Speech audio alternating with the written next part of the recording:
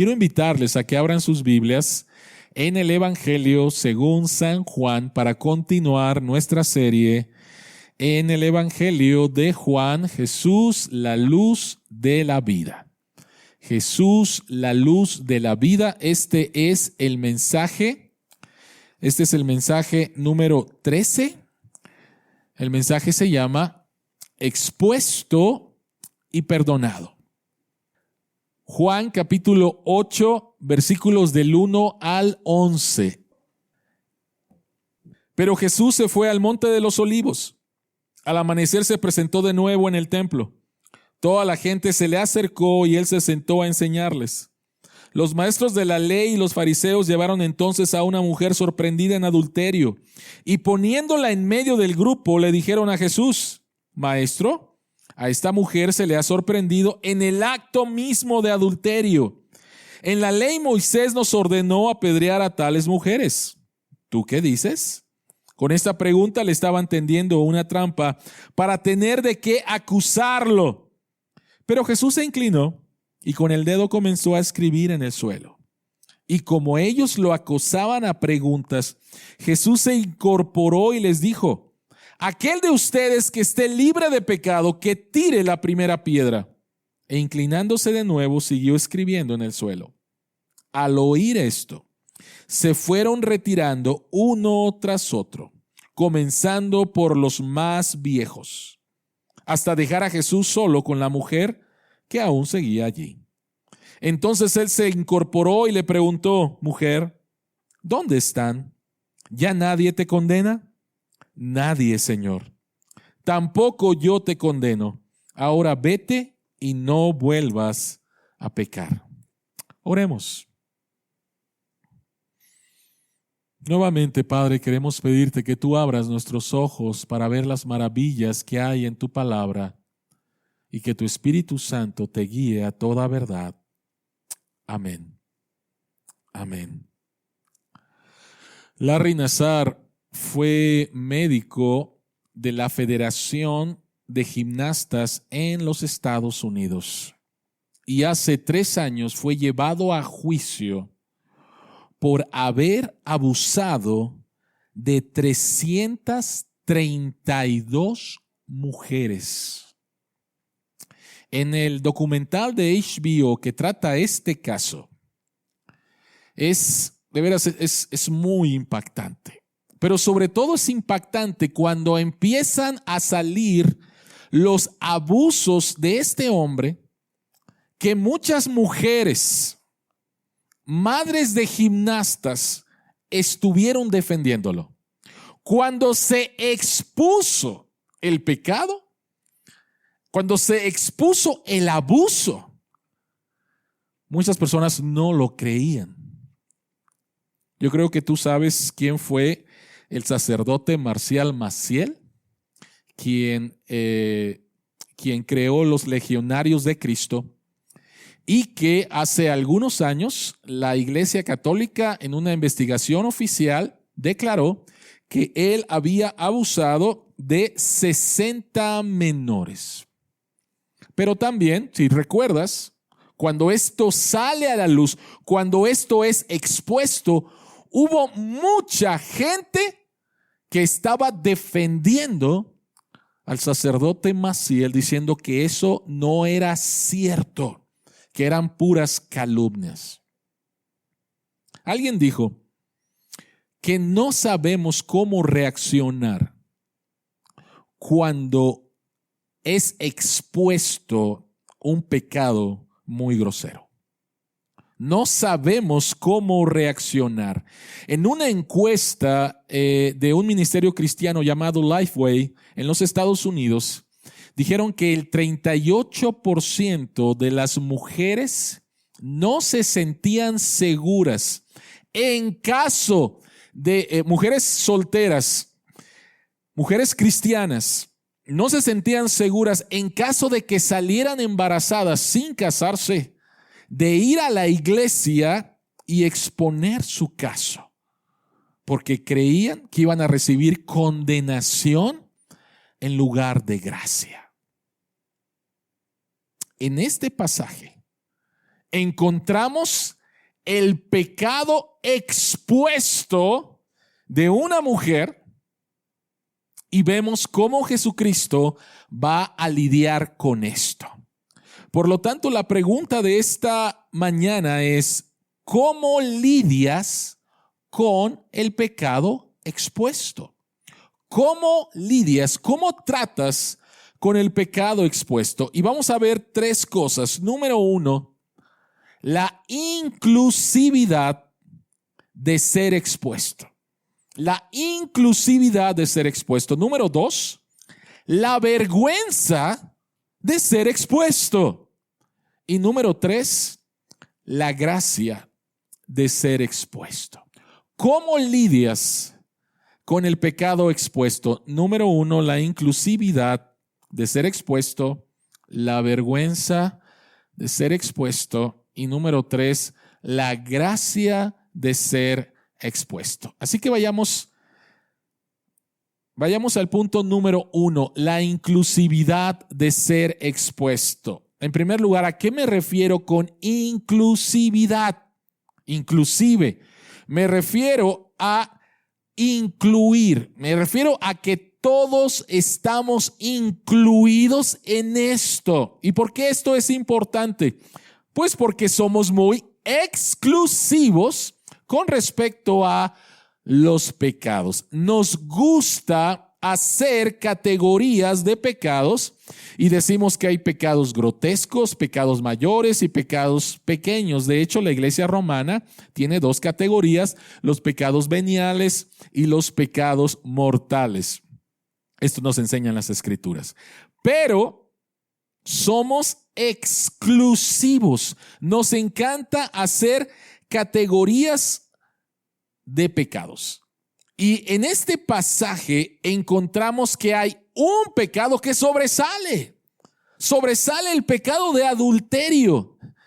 Pero lo que no sobresale, y Jesucristo lo va a mostrar, es el pecado de estas personas que llevaron a esta mujer delante de él. Así que la inclusividad de ser expuestos. Número uno, hablemos acerca del pecado de la mujer. La Escritura dice que esta mujer fue hallada en el acto mismo de adulterio y llevada ante Jesús, y los líderes religiosos citan la Escritura y le dicen a Jesús, esta mujer tiene que ser apedreada, ¿sí? Ahora, la pregunta es, ¿dónde dice eso en las Escrituras? Bueno, tendríamos que ir a Deuteronomio capítulo 22, el versículo 22, que dice de la siguiente manera: si un hombre es sorprendido durmiendo con la esposa de otro, los dos morirán, tanto el hombre que se acostó con ella como la mujer, así extirparás el mal que hay en medio de Israel. Y si tú sigues leyendo el versículo 23 y 24, habla acerca de una mujer que todavía no se ha casado, que está prometida y que comete adulterio, y entonces se habla acerca de lapidación. Y muchas personas piensan que este es el caso de esta mujer, una mujer que está comprometida, mas sin embargo se acuesta con un hombre casado. Así que esta mujer es expuesta, su pecado es expuesto. Pero la historia no termina ahí, porque Jesucristo va a exponer el pecado de las personas que la llevaron ahí. Así que el pecado de la mujer es expuesto, adúltera. Pero el pecado de los líderes religiosos, los maestros de la ley y los fariseos no es muy evidente, mas sin embargo es más grotesco por la maldad con la cual lo cometieron. Es bien importante que entendamos el contexto de este pasaje. Juan capítulo 7. Jesucristo está en la fiesta de los tabernáculos. Jesucristo ha dicho que vengan a Él y beban. Y los que beban de Él, de su interior brotarán ríos de agua viva. Jesucristo dice, soy el cumplimiento de la fiesta de los tabernáculos. Y se nos dice que las autoridades religiosas mandaron alguaciles para tomar preso a Jesús, porque querían matarlo y sin embargo no lograron su cometido. Así que el contexto está en un odio de las autoridades hacia Jesús. No lo pudieron apresar y entonces idean un nuevo plan, un plan perverso, un plan malvado para nuevamente atrapar a Jesús. Vean por favor lo que dice el versículo 5 y 6. Estos hombres se presentan, traen a la mujer y entonces le dicen a Jesús con autoridad y con santidad: en la ley de Moisés nos ordenó apedrear a tales mujeres. ¿Tú qué dices? Con esta pregunta le estaban tendiendo una trampa para tener de qué acusarlo. Y entonces la pregunta es, ¿por qué esta era una trampa? En primer lugar, era una trampa porque si Jesús simplemente perdona a esta mujer, las autoridades lo iban a acusar de desobedecer la ley de Moisés y entonces lo iban a desacreditar.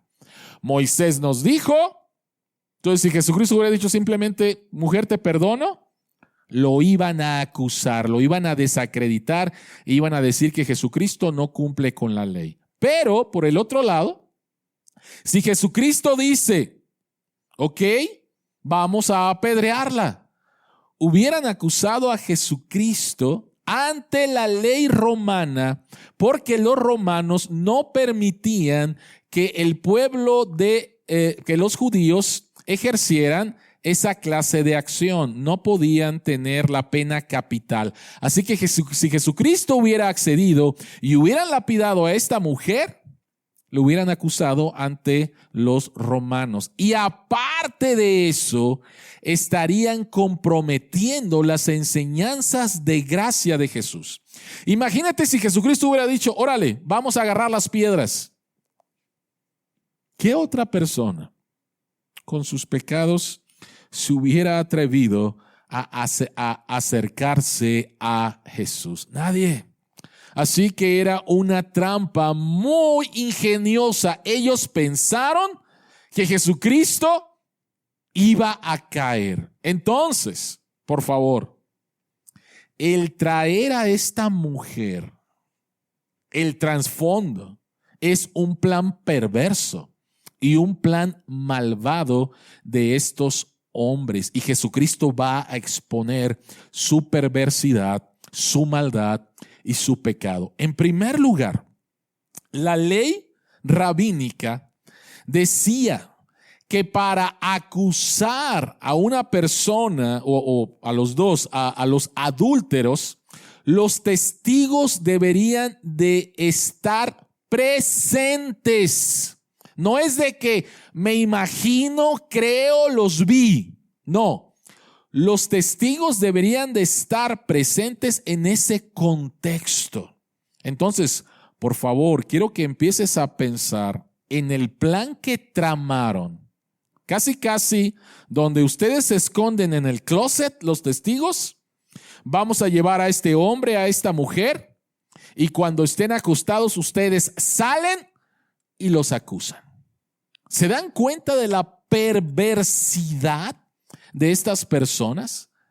En lugar de pensar en, sabemos la tendencia de este hombre, la tendencia de esta mujer y los vamos a ayudar y les vamos a decir que no hagan eso, en lugar de eso vamos a utilizarlos. Vamos a utilizarlos. Estos hombres usan a esta mujer para sus planes perversos en su odio contra Jesús. En segundo lugar, estos hombres tuercen las escrituras porque se presentan con Jesucristo diciendo, Moisés dice en la ley, pero lo interesante es, ¿quién no está presente ahí? ¿Quién no está presente? El que no está presente es el hombre adúltero. En otras palabras, estas personas que le pusieron una trampa a Jesús, al ponerle una trampa a esta mujer, son selectivos. Y al hombre le dijeron, se puede ir, ya sirvió, pero a la mujer la agarraron y la llevaron públicamente. Pura maldad. ¿Qué es lo que hace Jesucristo? ¿Qué hace Jesucristo cuando estos hombres están insistiendo y preguntándole qué es lo que tú vas a hacer? Vean el versículo 7, por favor. Dice, y como ellos lo acusaban a preguntas, Jesús se incorporó y les dijo, aquel de ustedes que esté libre de pecado, que tire la primera piedra. Es interesante y nunca vamos a saber qué es lo que Jesucristo escribió en tierra. Nunca lo vamos a saber, solamente podemos especular.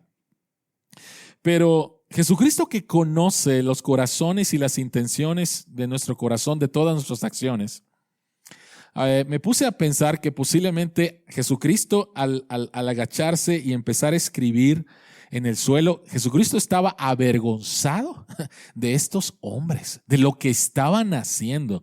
¿Alguna vez no te ha pasado de que alguien hace algo y tú sientes vergüenza de la acción de la otra persona? Bueno, quisiera pensar de esa manera, ¿sí?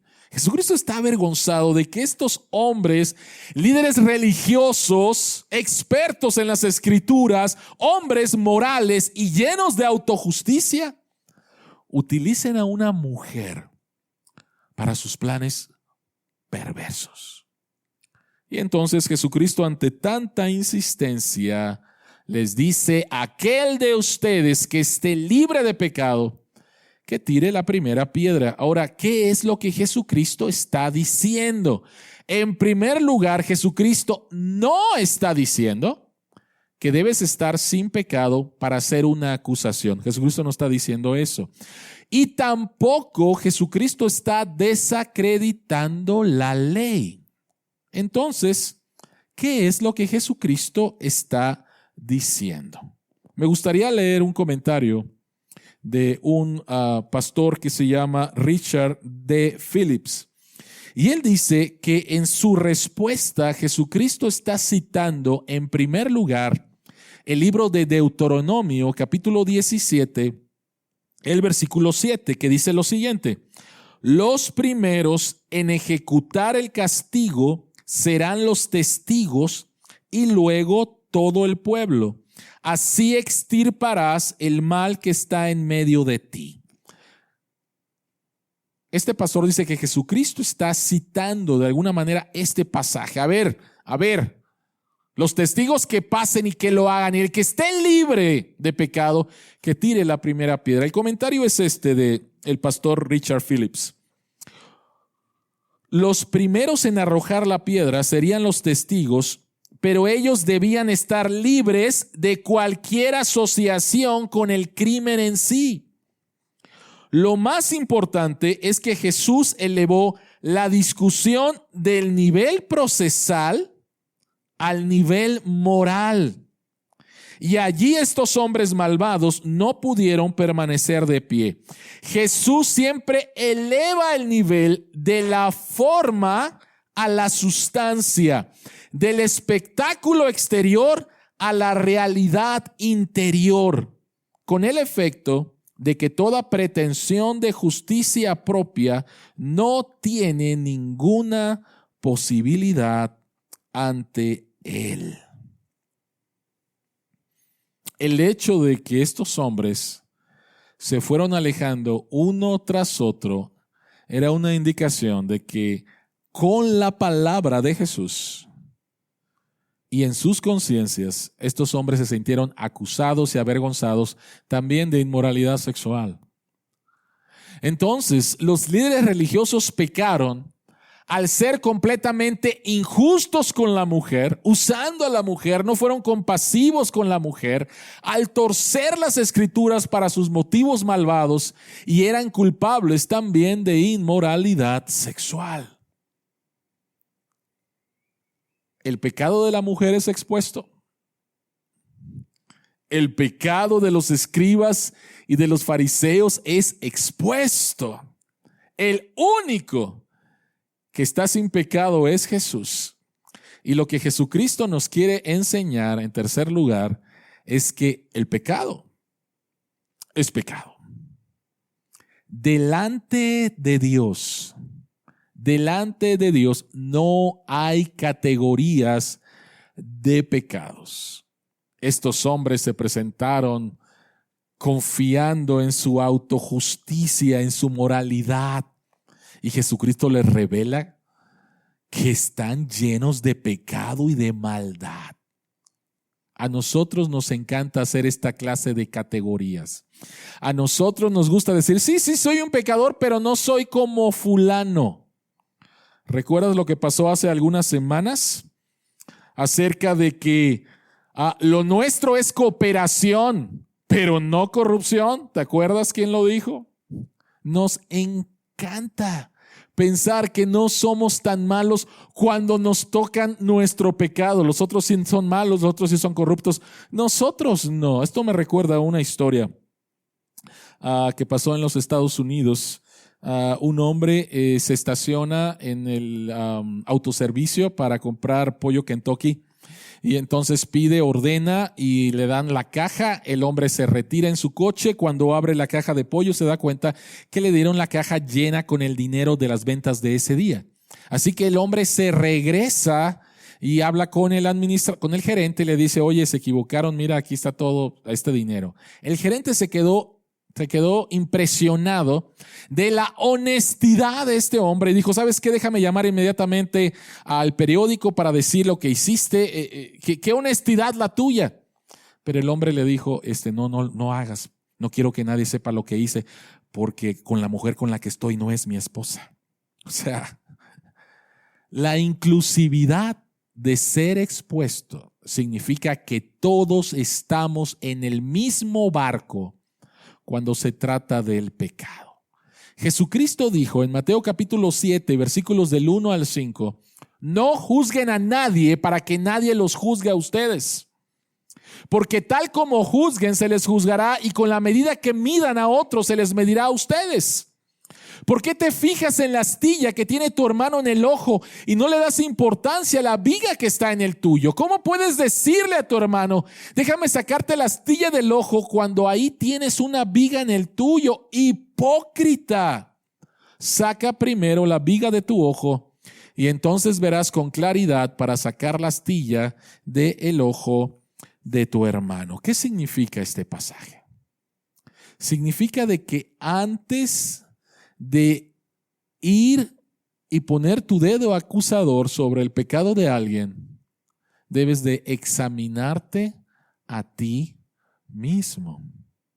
Antes de juzgar la homosexualidad, deberías de juzgar tu propia inmoralidad sexual. Antes de juzgar la mentira de otros, deberías examinarte cómo a ti te gusta exagerar la verdad. Antes de juzgar la codicia de otra persona, deberías de examinar también tu corazón. Antes de señalar, debes de buscar primeramente en tu corazón y sacar la viga que hay en tu ojo. El punto es que el pecado expuesto es inclusive. Todos estamos incluidos. Todos estamos en el mismo barco. Entonces, ¿cómo tratas con el pecado expuesto? Número 1, tienes que darte cuenta que tú estás en ese barco. Deja de hacer categorías de pecado y deja de sentirte mejor que otros. Todos estamos en el mismo barco. Pero en segundo lugar, tenemos que hablar entonces acerca de la vergüenza de ser expuesto. La vergüenza de ser expuesto. Es evidente cómo esta mujer fue expuesta. Dice el versículo 2, al amanecer se presentó de nuevo en el templo. Toda la gente se le acercó y él se sentó a enseñarles. Los maestros de la ley y los fariseos entonces llevaron a una mujer sorprendida en adulterio, poniéndola en medio del grupo. ¿Te puedes imaginar?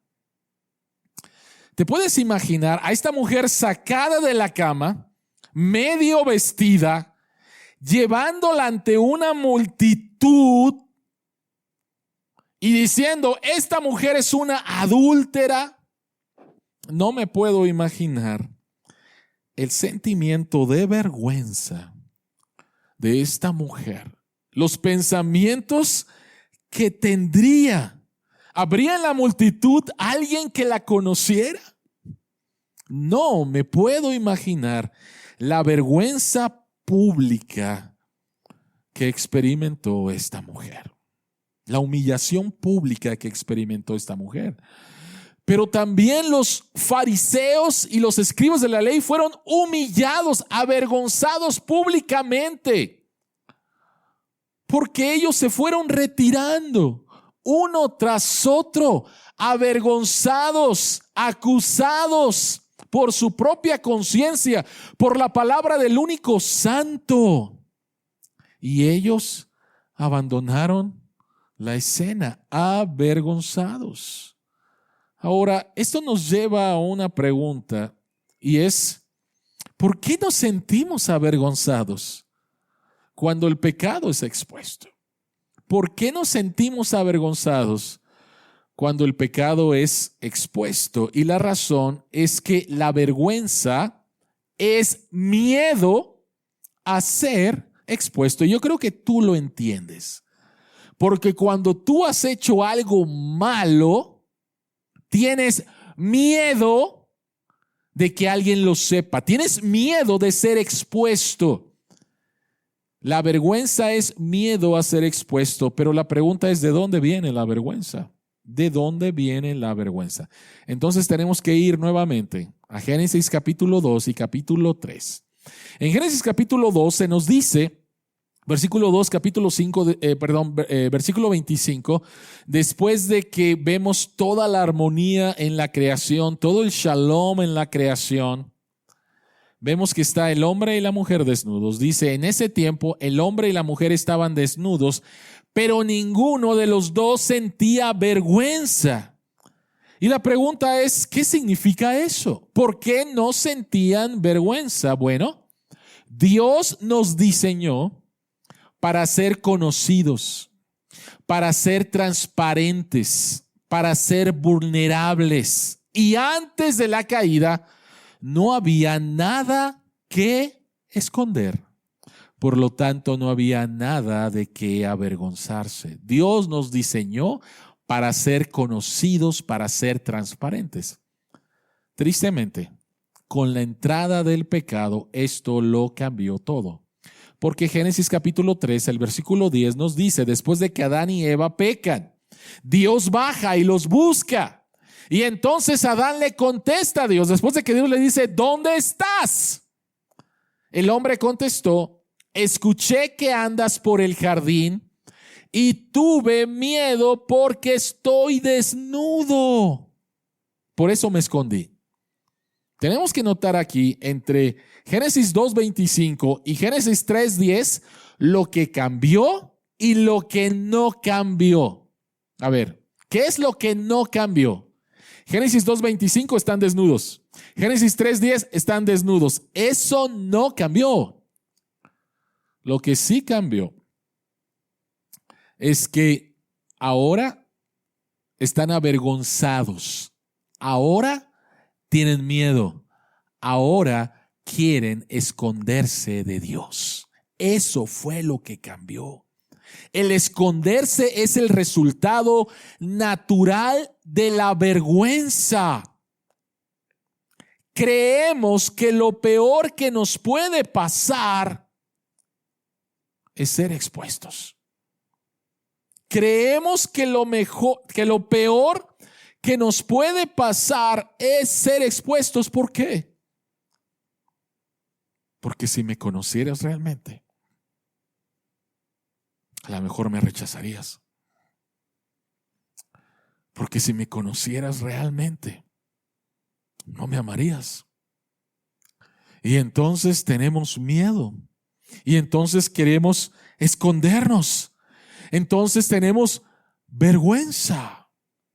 Déjenme leer un pasaje de un libro que se llama The Soul of Shame, el alma de la vergüenza. Quien lo escribe es un cristiano que se llama Kurt Thompson. Y él dice lo siguiente: cuando experimentamos vergüenza, tendemos a alejarnos de los demás porque la perspectiva de ser vistos o conocidos por otro conlleva la anticipación de que la vergüenza se intensificará o reactivará. Sin embargo, el mismo acto de apartarnos, mientras nos protege y alivia temporalmente de nuestro sentimiento, irónicamente, refuerza simultáneamente la vergüenza que estamos tratando de evitar. En particular, no necesariamente nos damos cuenta de que esto está sucediendo, solo estamos tratando de sobrevivir al momento. Pero de hecho, esta danza entre esconderse y sentir vergüenza se convierte en sí misma en un lazo apretado. Sentimos vergüenza y luego sentimos vergüenza por sentir vergüenza. Y luego sentimos vergüenza por sentir vergüenza, dice el autor. Entonces, creemos que lo peor que nos puede pasar es ser expuestos a nuestros pecados. Y esto forma parte de las consecuencias de la caída. Pero el ser expuesto delante de Jesús es gracia. Y eso nos lleva entonces al punto número 3. La gracia de ser expuesto. Versículos 10 y 11. Los acusadores, la multitud se ha ido. Y entonces solamente queda la mujer y Jesús. Jesucristo sigue escribiendo en el suelo. Se incorpora, dice el versículo 10, y le pregunta a la mujer: mujer, ¿dónde están? ¿Ya nadie te condena? Y la mujer le contesta: nadie, Señor. Y escucha las palabras de Jesús: tampoco yo te condeno. Tampoco yo te condeno. En primer lugar, Jesucristo no está minimizando el pecado de esta mujer. Y en segundo lugar, Jesucristo no está despreciando la ley de Dios. Entonces, por favor, no va por ahí. Muchas personas dicen: ¿ves? Jesucristo dice que tampoco condena, entonces nosotros no tenemos que condenar. No, espérame. Jesucristo no está diciendo que esta mujer es inocente. Y Jesucristo tampoco está menospreciando la ley de Dios. Entonces, cuando Jesucristo dice tampoco yo te condeno, ¿con base a qué Jesús puede perdonar a una mujer que ha violado la ley de Dios? ¿Jesucristo está menospreciando la ley y minimizando el pecado de esta mujer? Y la respuesta es: de ninguna manera. Entonces, ¿con base a qué Jesucristo puede decir ni yo te condeno? Bueno, la respuesta es la cruz. La respuesta es la cruz. En la cruz, Jesucristo moriría por los pecados de las personas como esta mujer y los nuestros. Jesús vino al mundo para tomar la vergüenza del adulterio de esta mujer sobre sí mismo y así alejar de ella sus pecados y decir ni yo te condeno. En otras palabras, Jesucristo en la cruz es tratado como un adúltero por parte de Dios. Jesucristo es castigado en la cruz por el adulterio de esta mujer. Jesucristo es castigado en la cruz por la maldad de estos fariseos. Jesucristo es castigado en la cruz por tus pecados y por los míos. Y por eso, y solamente por eso, es que Jesucristo puede decirle a esta mujer, ni yo te condeno. Por lo tanto, sabiendo que hay un lugar seguro cuando pecamos, es que somos llamados a ir delante de Dios y confesar nuestros pecados. Primera de Juan capítulo 1, el versículo 9 dice: si confesamos nuestros pecados, Dios, que es fiel y justo, nos los perdonará y nos limpiará de toda maldad. La vergüenza de ser expuesto tiene que ver con miedo. No hay un lugar seguro al cual ir. Todos nos van a acusar. La confesión es ir al único lugar donde es seguro confesar tu pecado, porque vas a escuchar las palabras de Jesús diciendo: ni yo te condeno. Entonces, en la amorosa presencia de Jesús, la vergüenza no tiene oxígeno para respirar. En la amorosa presencia de Jesús, la vergüenza no tiene oxígeno para respirar. Ahora Jesucristo termina diciéndole a esta mujer: ahora vete y no vuelvas a pecar. Y es importante, ni yo te condeno, pero Jesucristo termina diciéndole a esta mujer: no vuelvas a pecar. ¿Por qué? Porque el perdón y la gracia siempre deben llevar al arrepentimiento, a la obediencia y al cambio de vida. El perdón y la gracia siempre deben llevar al arrepentimiento, a la obediencia y al cambio de vida. Y no vuelvas a pecar, le dice Jesús. En Cristo somos personas perdonadas para convertirnos en personas santas. Y eso es lo que Dios está haciendo. Es por eso que podemos ir a un lugar seguro. Y este lugar seguro son los brazos de Jesús.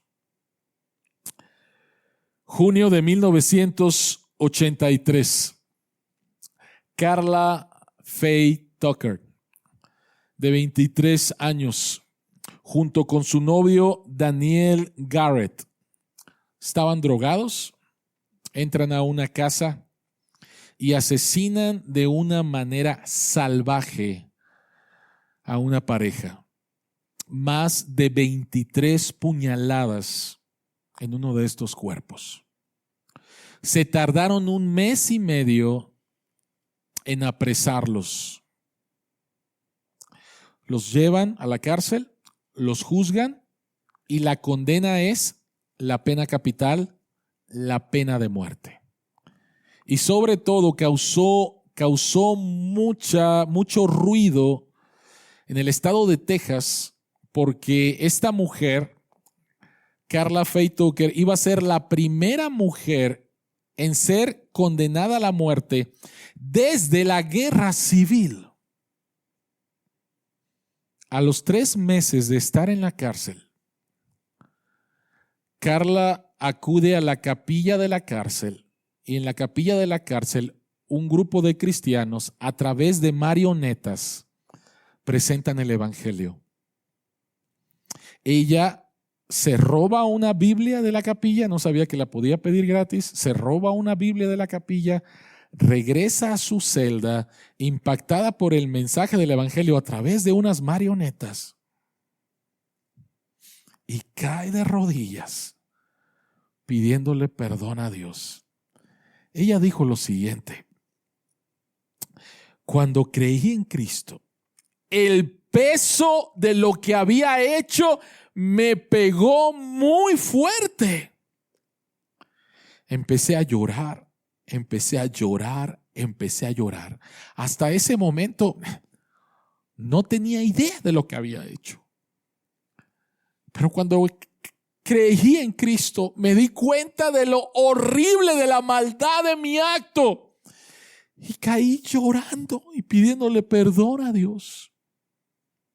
14 años después, en 1998, ella está a unas semanas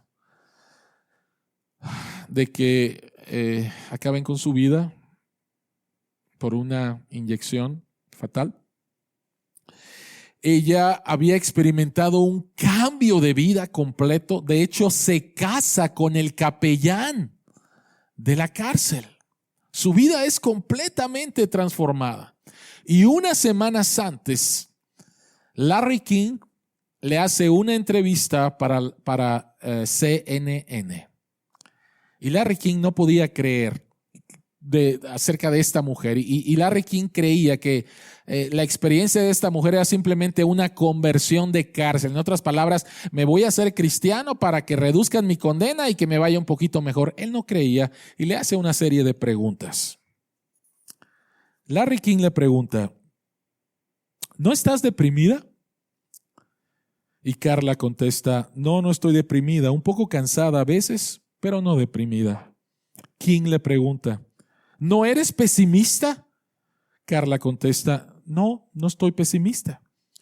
King le pregunta, ¿estás emocionalmente preparada para el desafío que tienes por delante? En otras palabras, en unas semanas te van a matar. Y Carla contesta, sí. Y King le dice, tienes que explicármelo un poco más. No puede ser simplemente Dios. Y Carla le contesta de esta manera, sí se puede. Se llama el gozo del Señor. No lo hago cuando has hecho algo que yo he hecho como lo que yo he hecho y te han perdonado por ello y eres amado. Eso tiene una manera de cambiarte. Quiero decir, he experimentado el amor real. Sé lo que es el verdadero amor. Sé lo que es el perdón. Incluso cuando hice algo tan horrible, lo sé porque Dios me perdonó y acepté lo que hizo Jesús en la cruz por mí. Cuando me vaya de aquí, voy a estar con Él. Ella murió unas semanas después con la confianza de que su pecado espantoso, horrible, que había sido expuesto a todo mundo, había sido perdonado por el hombre que la amó hasta la muerte, Jesucristo, su Salvador. Tú y yo creemos que lo peor que nos puede pasar es que nuestro pecado sea expuesto. Y Jesucristo dice, lo mejor que te puede pasar es que tu pecado sea expuesto ante mí. Tú puedes correr a mí con tu pecado, sabiendo que yo fui a la cruz por ti, sabiendo que yo ya derramé mi sangre por ti y sabiendo que si confías ahora en mí, tú puedes recibir el perdón de todos tus pecados y la vida eterna, la vida transformada, la vida nueva, la vida en Cristo. En la amorosa presencia de Jesús, la vergüenza no tiene oxígeno para respirar y la gracia es tu vida. Oremos. Señor que estás en los cielos, en el barco del pecado estamos incluidos todos. Nos gusta hacer categorías, nos gusta decir que hay pecados pequeños, que hay pecados grandes. Pero para ti, Señor, el pecado es pecado. Y tú tratas el pecado de manera tan seria que enviaste precisamente a tu Hijo Jesucristo para que no fuéramos condenados justamente por nuestros pecados, para que no lleváramos la vergüenza de ser expuestos. Y es tu Hijo Jesucristo quien fue expuesto públicamente en la cruz Es Jesucristo quien públicamente clama y dice, Dios mío, ¿por qué me has desamparado? Es Jesucristo quien públicamente muere, y es Jesucristo quien públicamente resucita, y es Jesucristo quien públicamente va a regresar. Gracias, Padre, porque en la cruz Jesucristo llevó nuestra vergüenza. Y ahora hay un lugar seguro al cual ir con nuestros pecados. Gracias. Sigue, Señor, transformando nuestra vida. Ayúdanos, Señor, a tratar a otros con sus pecados con la misma misericordia y gracia con que tú nos has tratado en Cristo, y a crear en nuestra iglesia, Señor, un ambiente de gracia y de perdón. En el nombre de Jesús oramos. Amén.